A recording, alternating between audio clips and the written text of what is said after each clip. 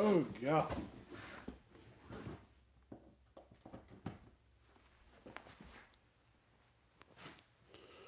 Hope everyone can laugh at the technical difficulties I'm having.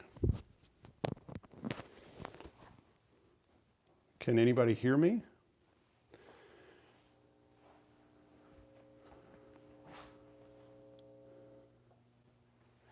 Can anybody hear me? See if we can get this going.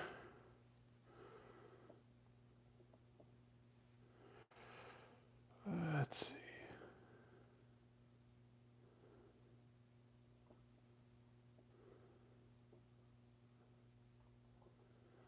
Anybody hear me? Yes, it's working.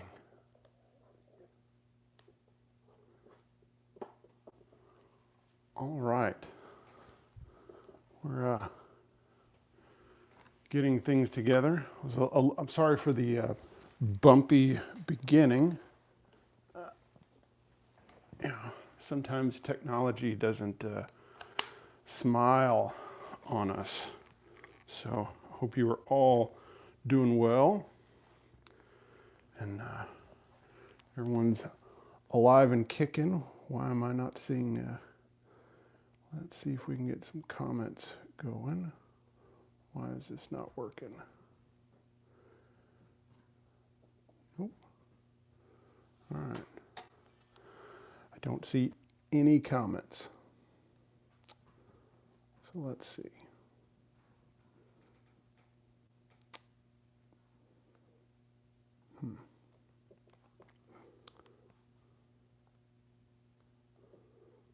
I apologize to you guys for the trouble. I don't know why I can't see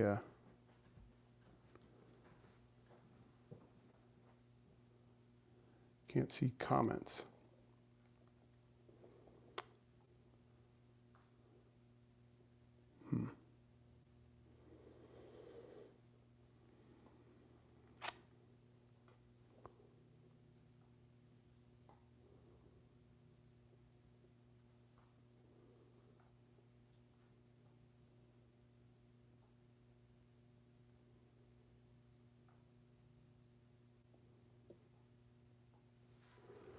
Okay, let me try one more thing.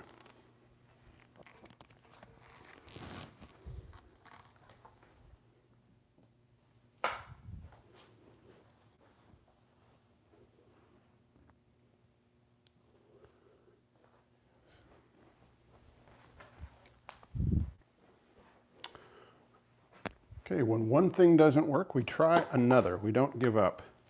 So we're going to get the old laptop out because the iPad's not agreeing, and hopefully we will be on the road again, as it were. And again, I apologize, guys. Let's see.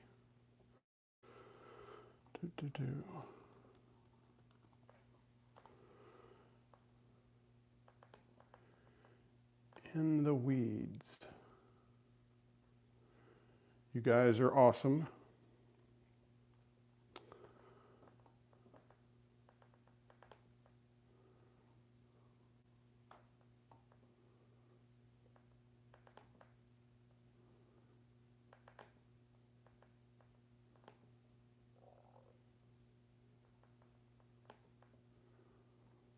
All righty. Oh my goodness. Yeah, little boy Zach clean shaven. Okay, we can turn this down. All right. Wow. Okay. Thank you for tolerating the obvious technical issues that I had. So you know, that's just one of the funs of live streaming is having fun issues. So today we're going to start off with a little fun thing that a good college buddy of mine named Kevin Mills, he sent me this Telecaster, and so this was one of Mike Campbell's Telecasters. So Mike Campbell recently sold a bunch of his guitars on Reverb, and this was one of them. And this is it's a really cool guitar. You know, one of the things, you know, right off the bat you notice is it's got a B bender, and so this is a hip shot bender. So this is one that's kind of like a Parsons, and it has some elements of the, well, it's by Parsons. I mean, they've licensed it. So it's got elements of the old Parsons, and it's got elements of like the Fender bender that was, from the 90s and such. And then it's got this sawed-off Tele, 3-saddle bridge. And then you have this mini humbucker with this really cool, pick guard surround on it. And normally, if you just would have, brought me this guitar, I'd been like, mini humbucker in the bridge position on a Tele, that's wacky fun time. I mean, why would you want to do that? But this thing's actually really cool. So here I'm just gonna, play a little bit on it, do a little bit of the bender thing.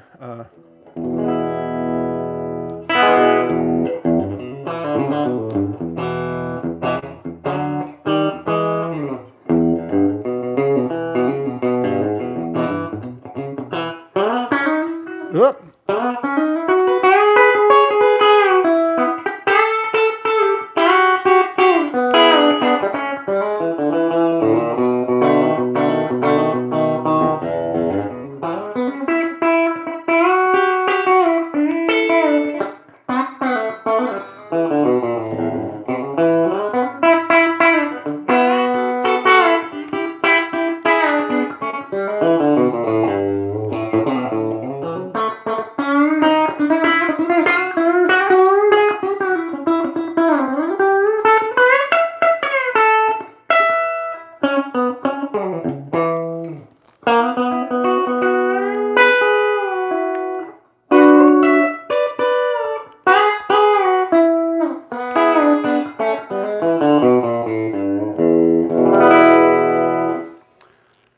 And as we always say, the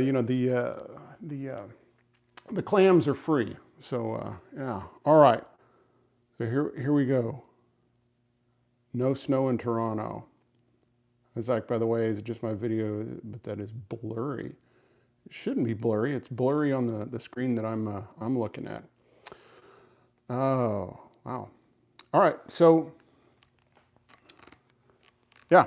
So the mini humbucker, normally I would, again, I'd be more akin to putting a mini humbucker in the neck position. But yeah, and the regular Tele neck pickup sounds pretty good, but it's a little weak compared to the other one.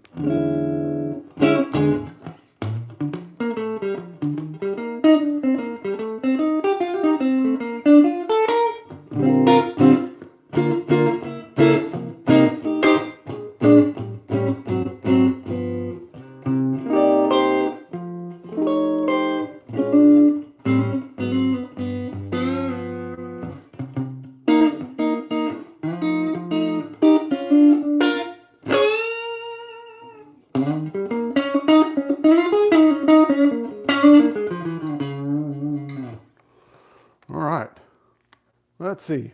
My video is nice and crisp, Tom. Can you read me now? Yes, I can read you now, Tom. Sounds in the Teles were nice and crisp as well. Thanks. All right, so is this custom 68 Vibrochamp noisy? No. No, Christian, no, I don't find it noisy at all. And I mean, I've got it turned up to 4.5 and I've turned it up to 10. Here, I'll turn like the Verb up to 10. I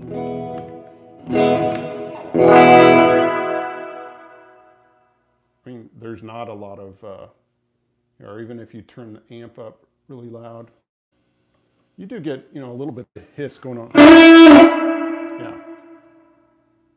But that's really loud. So no, I have not had any issues with this Vibrochamp and or the other ones that I've played through. They've had no noise. So yeah. Hi to Monkey Banana, nice snow speeder. Yes, absolutely. You can see the Lego snow speeder. Yes, I'm a little bit of a Star Wars fan, mainly the original movies. I saw Star Wars when it came out in '77. I waited in line to see Empire in 1980, and I waited in line on the opening day to see Jedi. So I do like, but I'm not a big, I don't, dress up for Halloween, stuff like that. But I do love Star Wars. So yeah, so a couple things we're gonna cover today. One, of course, I already showed you this cool Tele, and thanks to Kevin Mills, my college buddy, who let me borrow this. Really, really great, cool guitar.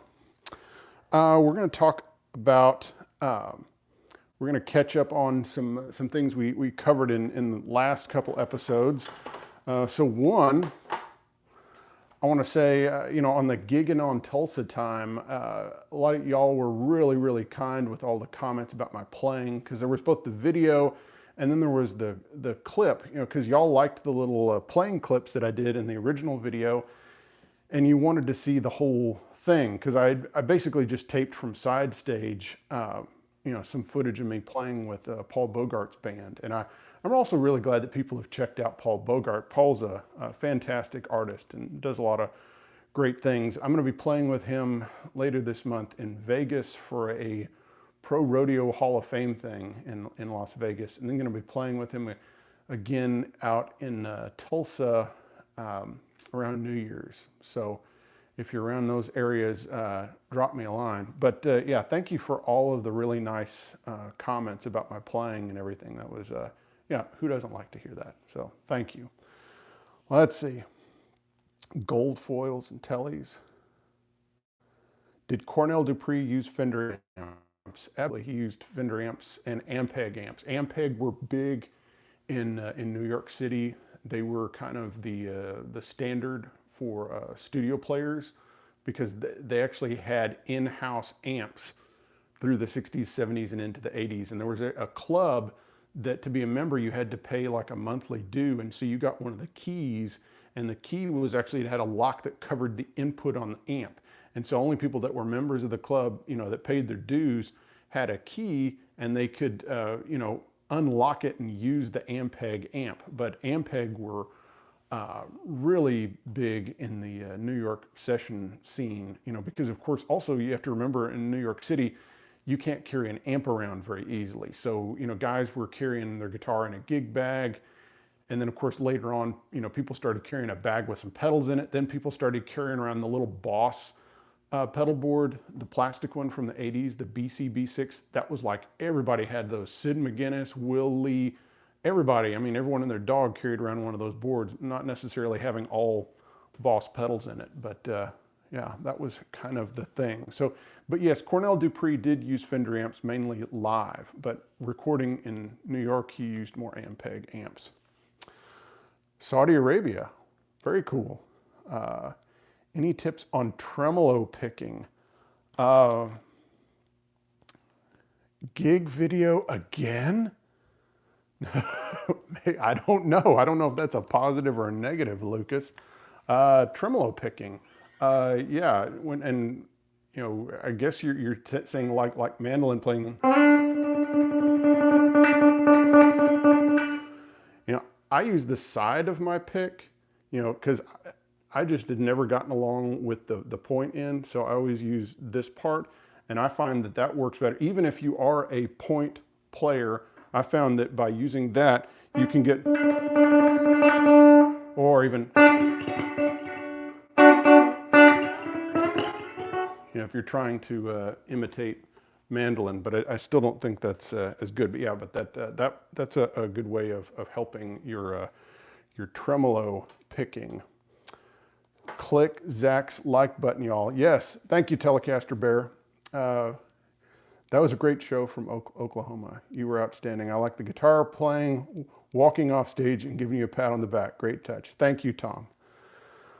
Let's see. I like the clean sounds of Ampegs. Yeah.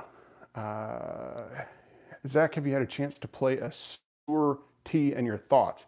I have played Sewer guitars, and I think they're really well made. I just never really connected with them a lot. Nothing against them. You know, I've played a bunch of good ones. I've mainly played Strats. So my thing is, I like 1 5/8 at the nut, and I like a vintage radius, but with bigger frets. And that's not the Sewer thing. So the Sewer thing is like the 1 11/16 at the nut, which of course is a little bit wider. And also they'll do a flatter radius, usually at least a 12, if not more. And so nothing wrong with that. I think Sewer guitars are great, but it's just not, it's not the kind of neck that, and usually their necks are kind of on the, not small, but they're kind of on the 60s side and not and I really like a V-neck, so a soft V-neck. That's just my preference. All right. Yes, the side of the pick for tremolo picking, it does work a lot better. Brent Rawlings said, I loved the Reggie licks in the Tulsa show. Well done. You know, because Brent said that, he sent an email to me saying that on especially on Amarillo by Morning, I played some very Reggie Young type licks. And so I sent a clip of that to Reggie's widow, and she was very kind. She said nice things, and she said Reggie would have loved it because you played some of his licks, but you did it your own way. So you know, it wasn't like I was just aping him. So that you know, that was very nice from Jenny Young. Good day from Will Han Solo. Any thoughts on yes? Will says, are you going to be making a video about the Stapleton Princeton? Yes, next week. I've already filmed it. So next week's episode on Tuesday on the regular time will be on the Chris Stapleton Brown Princeton, which is a fantastic amp.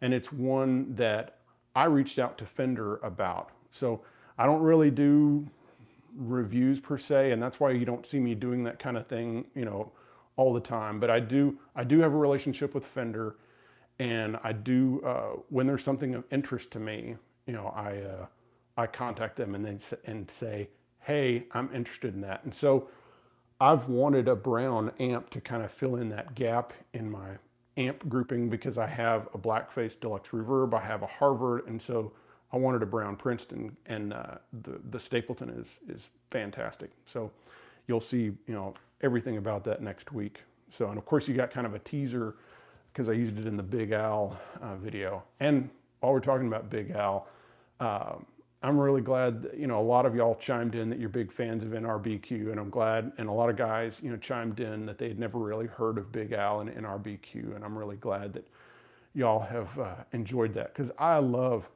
Big Al and NRBQ. That band, their sense of humor and their high level of musicianship, and just great pop songs, great all sorts of kinds of songs. So, greetings from Ontario. Yes, from Sean.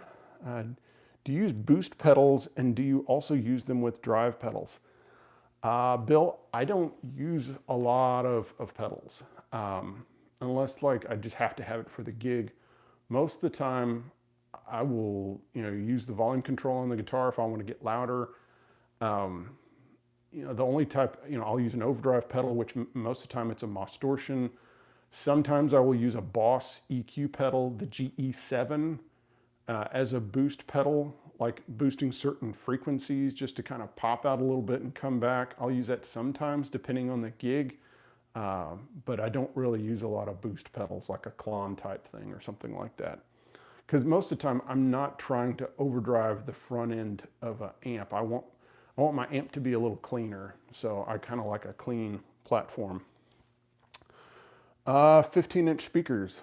I think they're great. I wish I had a Blackface Vibro, you know, the Stevie Ray Vaughan amp. I love that. That's just kind of too much amp for me. I really don't like using more than a Deluxe Reverb or like my Vox AC10 or something like that. I really like 112 amps that are 20 watts and 10 to 20 watts, because they get really lively sounding without overdriving, and they're at a volume where I don't have to use like earplugs and stuff like that. I'm kind of picky about, I mean, I can afford to be picky about the gigs that I play because I work for True Tone. That's my main, you know, bread and butter. So then when I go out and play, it can be with someone that I really like the format and the music, like playing with Paul Bogart.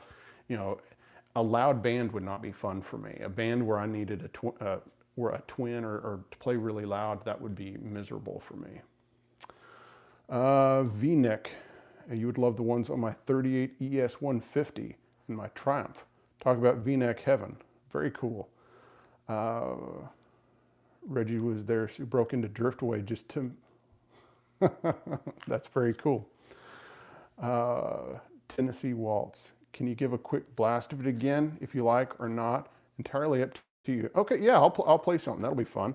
Let's see if I can... I'm going to get the Mike Campbell Ocaster. I'm not going to say what's on the headstock. If you want to zoom in and look at it, it's kind of on the crass side, but is what it is. Let's see. Let's give a little tremolo.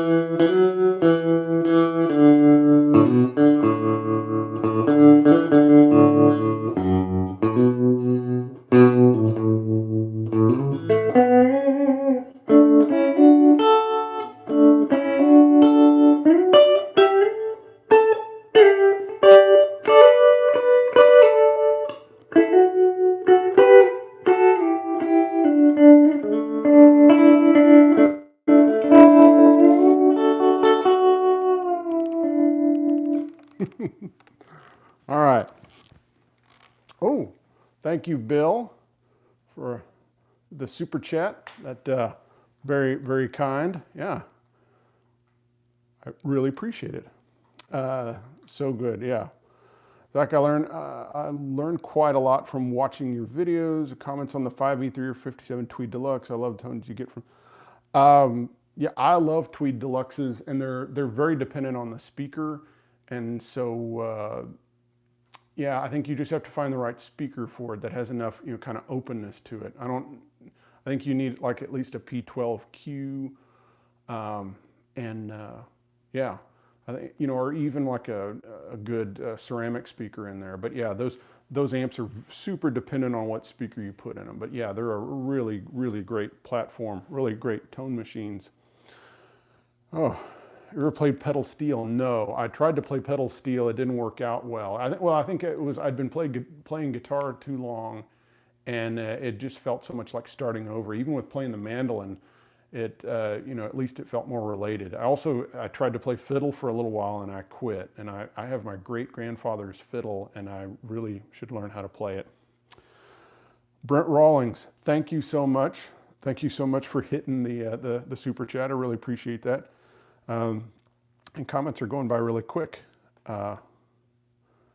Let's see. Zach, you were working with Brad during the CMT Crossroads with John Mayer. Any cool stories about maybe a video's worth?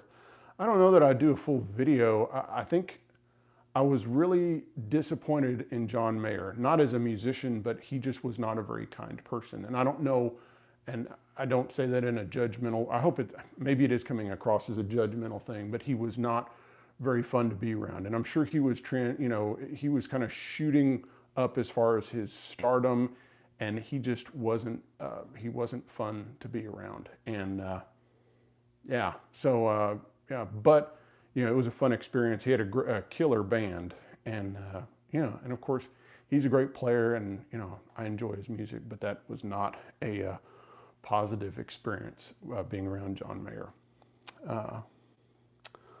Let's see.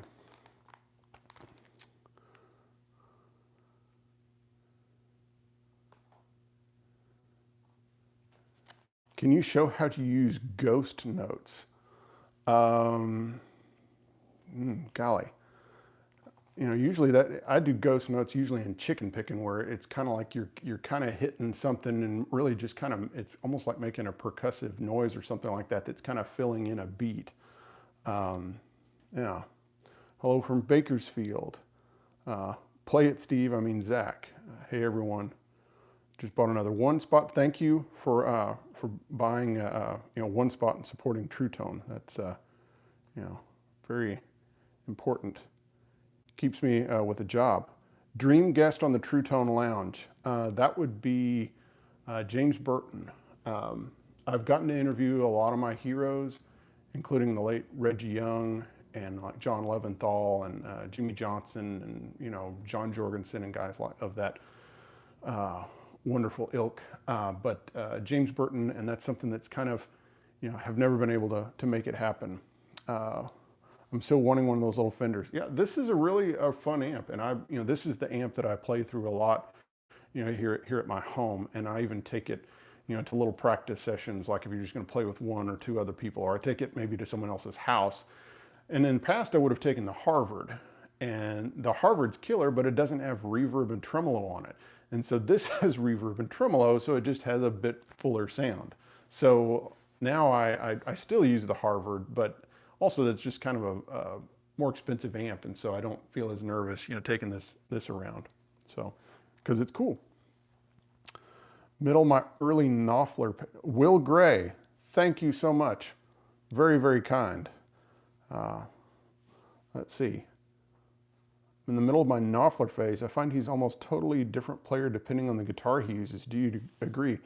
Yeah, he is. I mean, he has a certain way that he plays a Strat, and then he uses a Telecaster in a different way. I think the sound inspires him to play differently. And so when he's using that kind of snarly, two pickup Strat sound, it makes him play a certain way. And when he's playing on the back pickup of like that Schecter type red Telly that he used like on Walk of Life, he plays differently. Or of course when he plays a Les Paul, or when he plays a Silvertone, or so many other guitars that he plays, or the National guitar, or yeah. And so he's even talked about how Sultans of Swing was originally on the National guitar, that he wrote it on that, and then when he pulled it onto the Strat, it turned into a different tune, and it turned into more of a pop tune. Let's see. Thoughts on Japanese guitars, Bernie, Tokais, etc. I love them. Yeah, I've had some really good Tokais, and I had a JV Fender Telly that was killer, but I had to sacrifice it to get that 57 Esquire. And so I've had some good Ibanez guitars. I think the golden era of Japanese, I think they've always made great guitars. I think there was somewhat of a golden era of the late 70s, early 80s. But I've played, I was in England, just a couple of years ago visiting music stores for True Tone, and I ended up playing some new, brand spanking new Tokai 335s that were just ridiculous. And I was trying to figure out, how can I get this thing home with me? But I was actually having to fly back to Spain and then meet up with my family. But anyway, yes, I love made in Japan guitars. Their quality is, pretty peerless. Yeah. Oh, let's see. Yes, thank you, Terry. Yeah. Okay. Ooh, bunch of comments have gone by. All right. Favorite setting on the Vibro Champ. I set the volume around 4.5, the treble at 4, bass all the way up at 10, reverb at 3, and then when I use the tremolo, it's at 4.5 on the speed and around 7 on the intensity. New mandolin tunes you're working on. Been trying to work up some Western swing stuff on the mandolin, so maybe I would take the mandolin with me also to play some Paul Bogart stuff, because he will do some Western swing. And on these next gigs, I'm not the only guitar player, so his regular guitar player is going to be playing with him, and I am. So I'm trying to think of ways that I can play alternate guitar parts and do things to complement what he does, because it's his gig, and then I'm there to fill things out. So you kind of have to think about those kind of things. Good noiseless single coils. I always thought the DiMarzio area pickups or the Kinman pickups, I always had good luck with those in the situations where I needed that. Favorite pedal steel guitarist? Paul Franklin or Ralph Mooney. And I know that's kind of opposite ends of the spectrum in a way, but I mean, Paul can play all the Ralph Mooney stuff. In fact, there was a George Strait tune, I forget which one it was, where he quoted a Ralph Mooney solo note for note.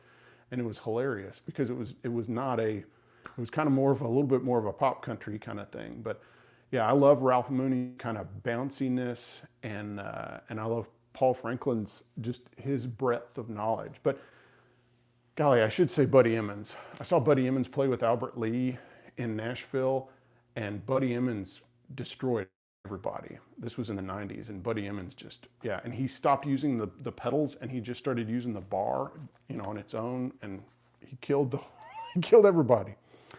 Will Gray says, any thoughts on Milkman amps like the Creamer and the Half Pint? I've never played through those. You know, I haven't been in a situation to use those. I've kind of been a Fender guy, you know, for a long time, and I just haven't run into those amps, you know, personally. So I don't, yeah, just don't know enough about them. Let's see. What's your secret to healthy, thick, dark hair? That's that's hilarious. You know, it's genetics. I'm 48 years old and I still have, you know, a head of hair, and that's why, you know, like people asked me on the gig video, they asked why I wasn't wearing a cowboy hat, and it's like, well, I still have a head of hair, so I mean, you know, and I'm not really a cowboy hat kind of. I don't really like to wear hats anyway, because also I have a big head. So if I get a hat that's big enough for this head, it starts to look like I'm wearing a sombrero or something. So yeah. All right, let's see. Nachos, just nachos. Let's see. Thoughts on the Voodoo Labs Sparkle Drive? Yeah, that's a great pedal. That was one of the first ones to have a blend control, a clean blend. I think it's a great pedal, and they're dirt cheap right now. You can get Sparkle Drives all day long in the $50 to $75 range, and it's a great tube screamer, and nothing not to like about it. Mike Johnson's great steel player. Top load, do you mean string preference? Depends on the guitar, but I mainly use Diodario NYXL 10 through 46, and that's because they stay in tune well and they last for a long time. And so I can put a set of NYXLs on my Esquire and I can go play 2 shows on it and they're fine. There's a lot of other strings that I love. I might like some aspect of the string better, but they won't last that long. And so, you know, and I tried elixirs and coated strings and stuff like that, and I just didn't like the feel of those. So the feel and the tuning stability on the NYXLs are just really, really nice. They're not perfect. There's other things, like sometimes I really like pure nickel strings or other things on certain guitars. The other set of strings is I have some NYXLs that are like 9.5 through 44 on a guitar that's maybe higher tension. I'll use that, but those are kind of the main strings that I use. I still like Ernie Ball, you know, Slinkies, 10 through 46s. Those strings have the best feel, and I love the tone of those, you know, a lot. It's just that on a set of Ernie Ball Slinkies, I will kill the strings in 2 sets. So by the time you get to the 3rd set or the 4th set, it's like my strings are crusty, and you know, I don't know if, you know, everyone's body chemistry is different. So paper or plastic? Paper, please. What gig music would make you use a different guitar different than a Tele? Nothing. I will always, you know, play a Tele. I guess if it was something where it was just completely wrong and you really needed higher output pickups, I'd take a Les Paul or something like that. Collins Studios, thank you so much. What are the best sounding feeling Tele pickups you've ever played? I'm considering a change from my DiMarzio noiseless pickups. Huge fan of the channel, and I've learned so much. Thank you, sir. Okay, Ron Ellis is a friend of mine. I've known him for a long time. I've known him since the early 2000s, since around 2002.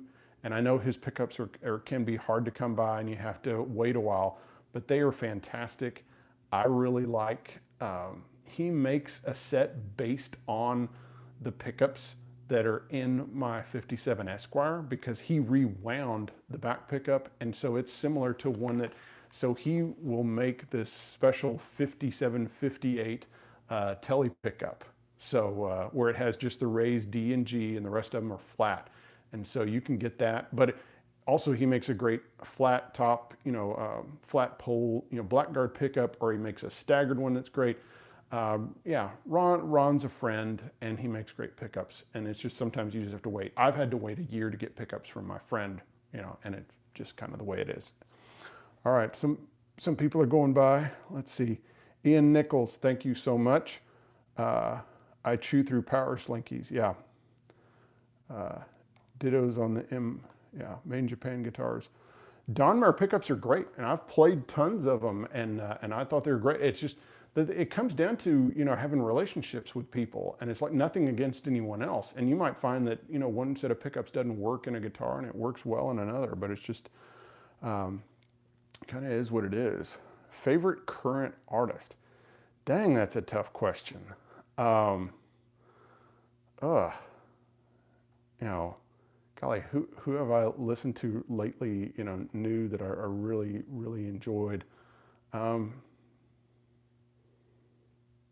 I'm terrible at this because I listen to old music all the time. I listen to so much, you know, old stuff, and you know, so I'm not trying to avoid the question, but I don't really have, you know, I think about guitar players, probably one of the, you know, Julian Lage is probably, you know, one of the most recent, you know, guitar players, and I know he's been out for years, so I love his, you know, playing as far as a younger cat. I know he's not that young. I've got a 67 Deluxe. How do I clip the bright cap? It's on the back of the volume pot on the vibrato channel. And you can look up, if you haven't ever worked on an amp before, then you really should take it to a tech. I don't recommend getting into the chassis of an amp, you know, because even when the amp's been off and unplugged, you could still get a horrible charge from it, you know, because you would have to ground off part of it and discharge caps. So don't mess with that. Have you ever played a quilter? No, I have not. Hello from Hangtown. Your thoughts about inexpensive tube amps in the monoprice stage? I don't know what those are. I think the little the Pro Junior, I know it isn't super inexpensive, but I mean, those can be found for $300 and sometimes a little less than that. Those are great little amps. They're stellar. Talk about another channel. You ever seen that guy that does a Dire Straits version of classic rock tunes? No, I have not. What is your take on Squier Classic Vibe Tellies? I think those are great, Tom. Those are killer. The main thing is that you just need to find a place that has a couple of them and just find the one that's the most alive, you know, or the one that you're most attracted to. Caesar, thank you so much. Very, very kind. How exactly does the top loader affect the tone of a Telly? It affects the feel more than anything else. And I think it, without sounding generic, it kind of gives it a looser tone. So I don't know if that's the best way to describe it, but yeah, top loaders, they mainly feel different. So I need to cover a couple of things here. So let me do that. So we had the episode on the 1959 Super, and you know, that was fun. The episode on Big Al. Now I need to talk about Jerry Jones, okay? Because I did the Jerry Jones episode, and then there was like some follow-up info, and then all of a sudden Jerry Jones decided to reach out to me, and so I told him that I would relay, you know, his comments, even though he did not want to be interviewed, and he wouldn't help me with any fact checking beforehand. But I'm just going to read what Jerry Jones emailed me. And this is, the first part is having to do with what the inspiration was for him making those Dano type guitars. And he said, by 1982, I had built a couple of guitars for Rafe Van Hoy and Deborah Allen. Deborah Allen was a country music artist in the 80s, and Rafe Van Hoy was a songwriter. Rafe pitched me the idea of an upgraded version of the Danelectro Pro 1, which is the Pro 1 is kind of like that Gumby looking square body. That was dubbed the Danelectro, and I mentioned that. That guitar was completed in December 1983. In the mid-80s, Bill Kenner, another songwriter, brought in a Silvertone U1 for a setup, and that was the source for the prototype guitar. Kenner also owned the Longhorn Bass 6 that I blueprinted at my shop around mid-1987. In the fall of 1987, I got a request to build a Bass 6 from Jack Daniels. Jack Daniels was the guitar player in a country group called Highway 101, and on the album they used a bunch of bass, an original Danelectro Bass 6. It was that same fall when I started searching for the magnets and pickup covers. By the way, Jack got the first guitar in May 1988 with the number 101, of course having to do with the band Highway 101. After discovering some dome-capped cosmetic products called kissing sticks and Aziza mascara, I scouted every drugstore in Nashville looking for product and soon discovered I could purchase at a discounted price at Mid-State Paper and Notion in East Nashville for $2.60 each. So he paid $2.60 each originally for those lipstick tubes. But then he was finally able to find out the source, and he was able to get them for 13 cents each, but he had to get 20,000 of them.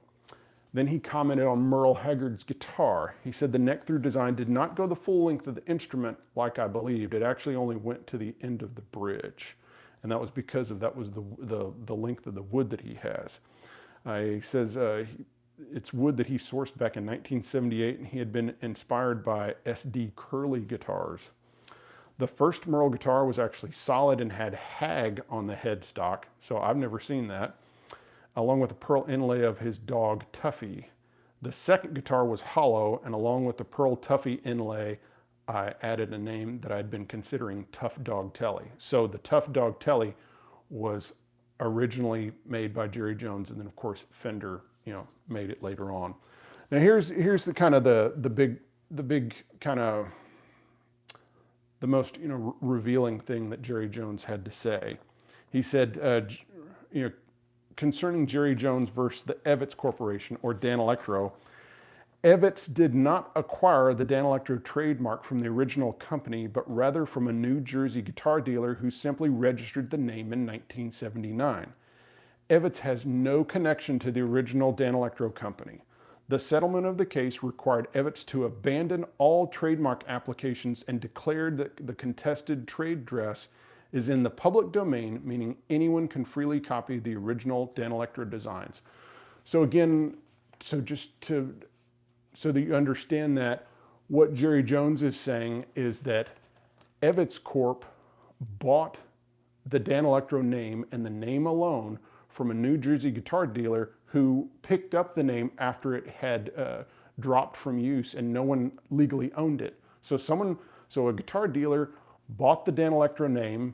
Well, he didn't even buy it. He just registered it because it had, the registration had expired. So Evitz buys it from that. They had nothing to do with Danelectro at all. And then basically they tried to sue Jerry Jones out of business. And they tried to trademark a bunch of things that they couldn't. And so finally, so Jerry Jones won the case. But what it basically meant is anyone could make Danelectro style guitars, and Evitz had no protection in any way, shape, or form, except for the actual name Danelectro. So that was really interesting to get that. All right, back onto the questions. Let's see.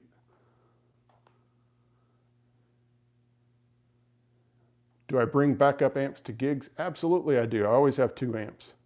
Always. Let's see. My kids are screaming. I'm imagining this conversation is pretty interesting. Pickups really aren't so much rocket science. Just because they're 1950 specs doesn't mean they're better. There's all sorts of little things to pickups, when you use, magnets that are actually the right composition, it does make a difference. But if you're going to plug it into a ton of stuff and into a rack full of effects, then it doesn't really make sense. But all depends on what you like. Learned a lot. Finally found a Danelectro single cut. Yeah. Looks like y'all are having some interesting conversations about pickups. Take a second to hit the like button, guys. Thank you. And yeah. Hey, Zach, do you know anything about Ted Green? I do know something about Ted Green. Of course, I love his playing, and I love the videos that I've been able to, that people have uploaded. I think his students who taped videos have been really kind to upload those to YouTube so people can see that. I think, Ted had such a masterful, touch on the guitar, And one of his students told me that he actually had the bolts slightly loose on the neck so that he could get more vibrato, and that he would have he would grip the guitar in a way to keep it in tune, but then he knew just how to work it. And I don't know if maybe that was only for a period of time, but at least at one point he did that. 5-watt world, Keith Williams. Thank you very much. No, you didn't miss anything, Keith. I just talked about you, and I talked about what a wonderful person you are, what a snappy dresser, model American, best souffle I've ever had. No, thank you for that, Keith. Yeah. I'm kind of liking Les Pauls lately. On a related note, do you want to buy a kidney? No, thank you. But in the future, if I need one, I'll contact you. Yes. Have you been influenced by Cliff Gallup in your guitar playing? I was made aware of Cliff Gallup by both Albert Lee and Jeff Beck, who of course were big fans of Cliff. And I like Cliff's swing, the swing that he has to his playing. And so yes, it's actually influenced me in the way that I try to play, single note lines when I'm playing Western swing. And it also, of course, you can really hear Cliff's, the influence of Cliff Gallup is very evident in, Albert Lee's, single note lines. And of course, Jeff Beck did a whole album as a tribute to Cliff Gallup. So wonderful guitarist. Have you listened to NRBQ's record with Skeeter Davis? Absolutely. And it's the tune that I mentioned in the video is not Words to You, but Things to You. And yeah, the whole record's cool. I'll admit I'm not a huge fan of Skeeter Davis's voice. I never was. I didn't really like Into the World. That, it's a little too maudlin for me. But I did really enjoy them together, NRBQ and Skeeter, who of course Skeeter was married to the bassist Joey Spampinato for a while. Oh, don't have a pissing contest, guys. Y'all just be nice to each other. Oh, so when do you and Keith do an online conversation? I would love to do that, Keith. And so we just need to make it happen. I think it would be really, really fun to have an online conversation with Keith. We could, we could talk about anything, and it doesn't have to be Telecasters. So, Rax Effects, thank you so much. Yeah. Yeah, Keith has a wonderful channel. Let's see. How much truth is there to pots degrading signal, i.e. more pots on a guitar leads to more tone degradation? Yeah, yes. So, like if on a Stratocaster, you wire it to where, in a certain position you have like a volume control and 2 tone controls active, you get a darker sound. So, and even if the tone controls are all the way up, but it's just, yes. So there is there is a degradation to it, but it's not the end of the world. But yes, so that's why guys will not have the tone control hooked up to the middle pickup. And that's so you get the clearest sounds all the way across. That's the reason for that Strat modification, so that you have a tone control active when you're on the neck pickup. Then you only have 1 tone control active when it's the front 2 pickups. You go to the middle pickup, there's no tone control active. You go to the back 2 pickups, again, there's 1 tone control active, the one that's on the bridge, and then of course there's 1 tone control on the back. And people do that because it opens up all those combination positions even more. And it's because you've removed a tone control. So, I bought it. Please don't have a pissing contest, guys. Let's keep it nice. Headless guitar on a True Tone interview. Well, I don't. You never know what might happen on the True Tone Lounge. We've had all sorts of things.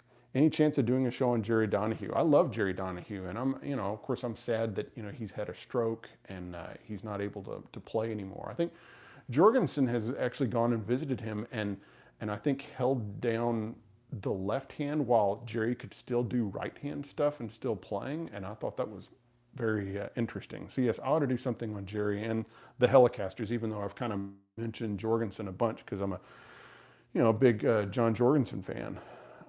Let's see. Let's see. Roland Boss amps have taken over my life. Favorite joke. I don't have any favorite jokes anymore.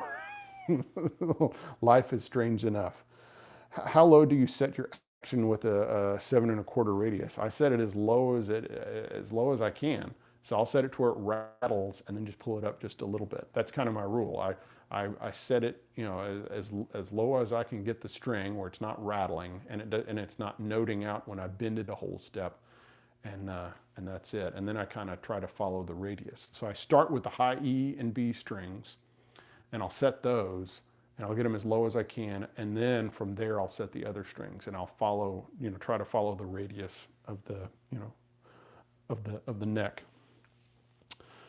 A show with Bill Kirchen, that would be great. Yeah, I would love that. After watching your videos on the blonde Fender Tonemaster Reverb, I bought a black one, downloaded the update and put a Celestion Neo Cream back in it, and it's awesome. Yes, thank you, Billy. Yeah, I think Fender is having a, you know, without sounding like a Fender fanboy, because I'm not a fan of everything they do, but I have to say that they're making some great amps right now, especially the hand-wired series and the Tonemasters.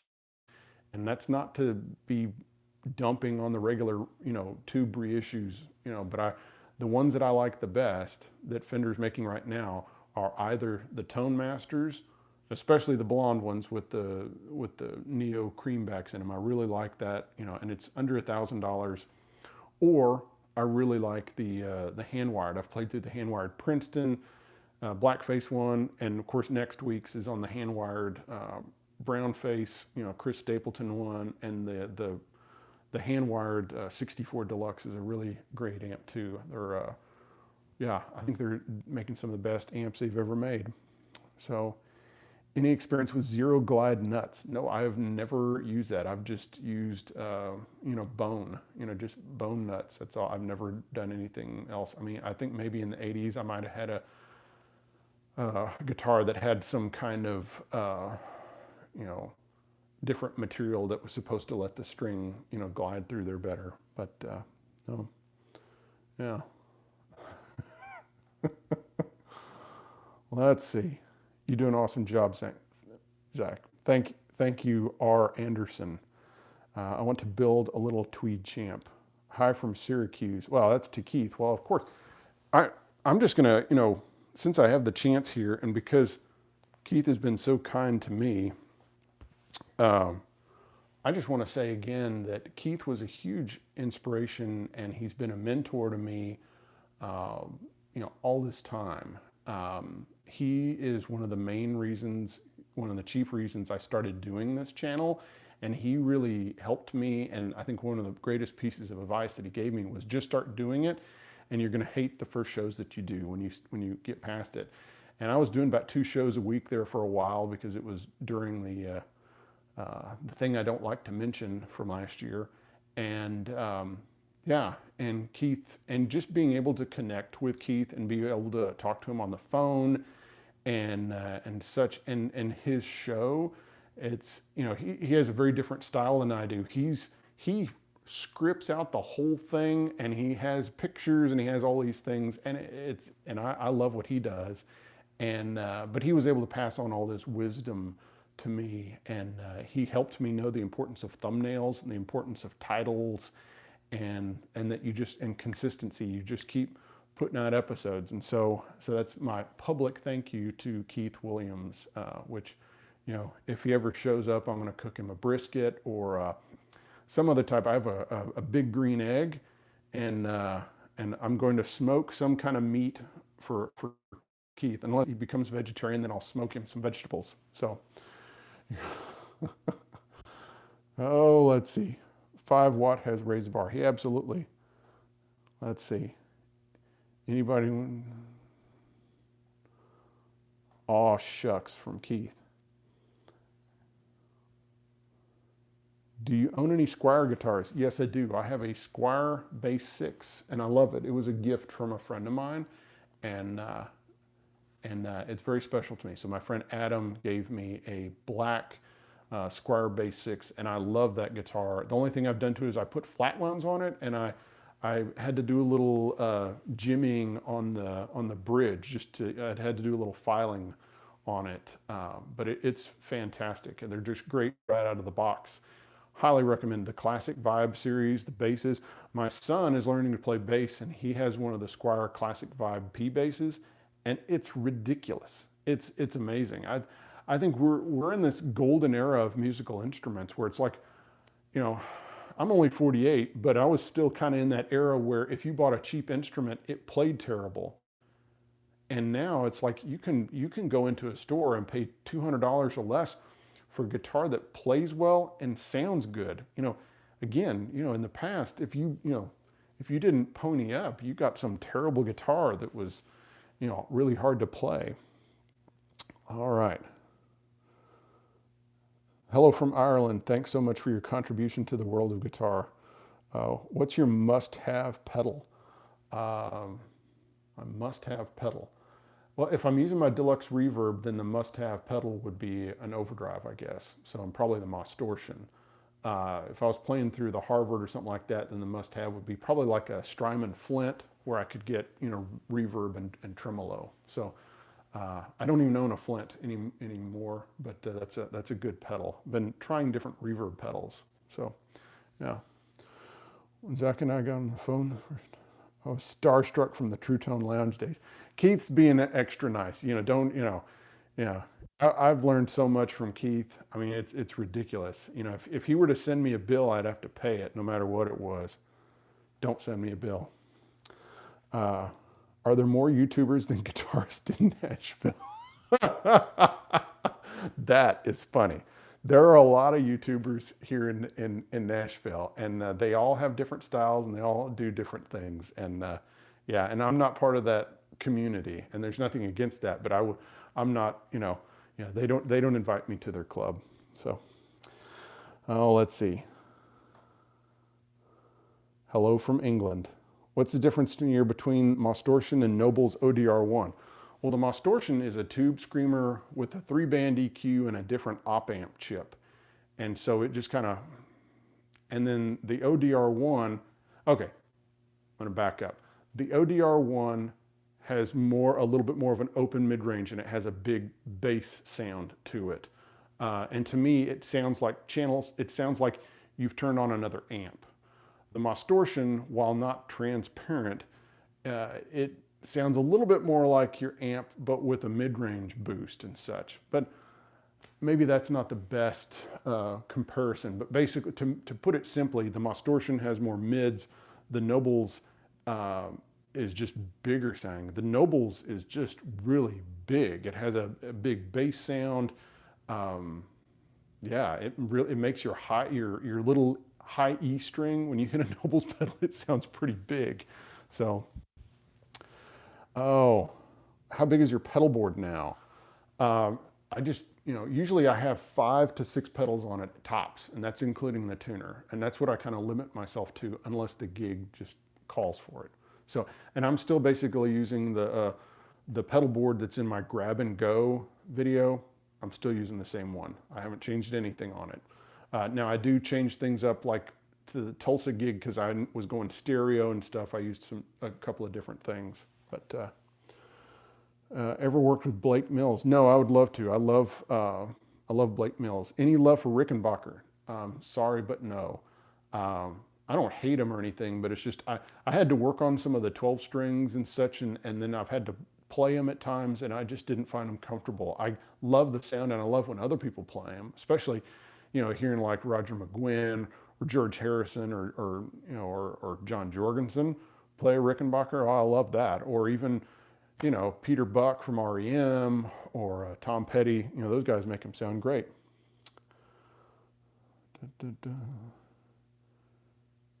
I hear that your regular taxi driver in Nashville can edit a video in no time. Yes, Harrow Glop is telling jokes now. Tweed Champ here on the channel. No, I haven't done a Tweed Champ on the channel. You know, the Tweed Champ I just have a hard time with, because it's really kind of small sounding, and it really only sounds its best when it's overdriven, and that's not my main thing. I'm kind of a clean guy, you know. So my best pal is making me a Harvard amp clone. It's the second version. Very cool. How is COVID impacting the live music scene in Nashville? Well, of course, things were shut down for a while, and then things have gotten more, more opened up. But people are still trying to be, careful and considerate. So, Rickenbacker, yes, thank you, Keith. Thoughts on the Grateful Dead? I'm not a huge Grateful Dead fan. Nothing against them. I've never really been into jam bands very much. Like, I like the Allman Brothers, I like Fish, I like some of these bands, but I get tired. Like, endless soloing actually kind of, it kind of bothers me. And that's not to say it's not impressive, it's not cool, but I like to hear, I'd much rather hear a shorter, more concise, solo that really translates and really says something. So, and again, yeah. So I've just never been a big fan of those guys. You got to get Brad Paisley to do a sit down. Yeah, I've talked to him, and it just it hasn't worked out so far. Maybe it someday it will, but I'm not going to try to damage our friendship by continuing to pester him about doing an interview. And I hope y'all can understand that. So yeah, and yeah, it's absolutely something I would like to do, but yeah, I'm not going to press that to the point, because when you have someone that has that level of fame, they have so many people asking them to do stuff, and they still have a family, and they're trying to have their own life, and yet also kind of keep their career going, and think about having a bunch of people on salary, which Brad does, and he has to keep paying them, and yet try to have a private life, and yeah. Oh. What's your take on tellies with rosewood boards? I think they're bright. People say they're warmer. I think rosewood boards actually make a telly even brighter, and that's just my feeling. Someone asked about Way Huge pedals. Yeah, Brad had a couple of Way Huge Aquapusses, vintage ones, but have to go mod for Jeff Mackerlane. All right, Keith. Well, you be good.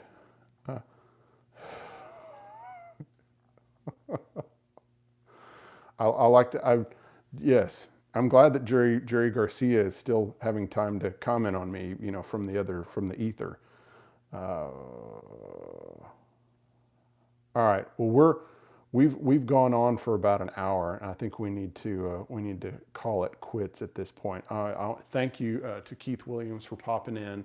Thank you to everyone that hit the super chat. I really appreciate that. That means a lot to me, and thank you for everyone for showing up, and just for listening and having a good time.